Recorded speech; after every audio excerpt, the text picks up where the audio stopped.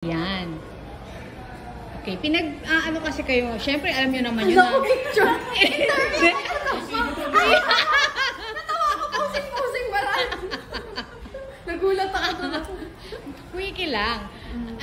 Kasi nga alam nyo naman na pinagpipit kayong dalawa as the Viva Queen. Sa inyong dalawa, sino talaga ang Viva Queen para sa inyo? Viva Max Queen. Both. Yeah. For me, there's no competition.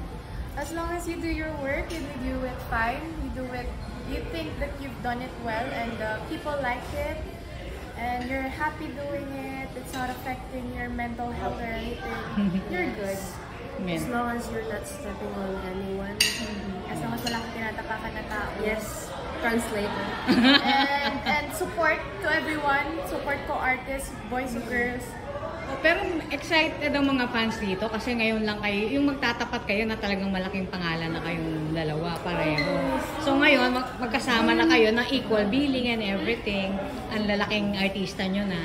So, anong mai-expect ng mga fans dito? Dramahan and what More else? Acting. Acting lahat, diba? To be honest, ang daming mga comments and interviewers na not away, parang pinagkukumpit kami ni Azzy. But for us, off-cam, lagi kami nagsasama. Sinesend ko nga po sa kanya actually pag may nakikita ko. Tingnan mo to, tapos tinatawanan namin. Actually, may dalawang vlog na kami, tatlo na vlog and lagi nagsashopping, Shopping. May shopping kayo? Exercise and bonding namin. Yes. Shopping. Stress relief. Talaga ba? Sino mas magastos? Dili na lang mag-talk. Sino mas magastos sa inyo? Kasi ganito, pag may bibili, kung bibili ka, bibili din ako. Alam niyo yung ganun. Kaya, pag iyak yung wallet namin pag magkasama kami. So close talaga kayo even before this movie? No. Before this movie, akala ko before Viva Max. Kasi sa Viva Max kami nagkakilala. Because of Selena's Gold. Ever since that, na kayo? Keep in touch na. And everyone sa Viva. Yes. Ayun. So, parang nanghinayang ka kanina wala kayong love scene. Joke lang. Natawa ako, sabi niya, unfortunately.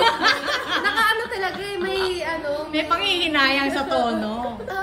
Yes, kasi si boss daw, kinuha si Direk Mac na it's gonna be a hit kapag meron kaming dalawa. Pero, yun nga, diba? Sabi ni Direk, hindi daw kaya sa movie. Hindi kasama sa story. Kaya, and if it's gonna be a hit, then next movie na lang. Next movie na lang. Para may aabangan pa na together ulit kayong dalawa, diba? O sige guys. GL story. Oo, dahil na kay Direk Mac din, para drama ka din. Why not? Love story. Parang yung Us and Her. Diba? Ni JL na.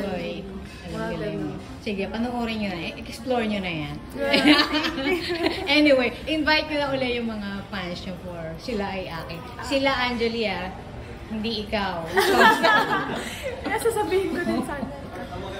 Hi everyone, this is Angelica. And this is Azia Costa. And we're inviting you to Please watch Sila Ay Akin. Streaming on October 27. Streaming on Viva Max siya. Exclusively on Viva Max. Ayun.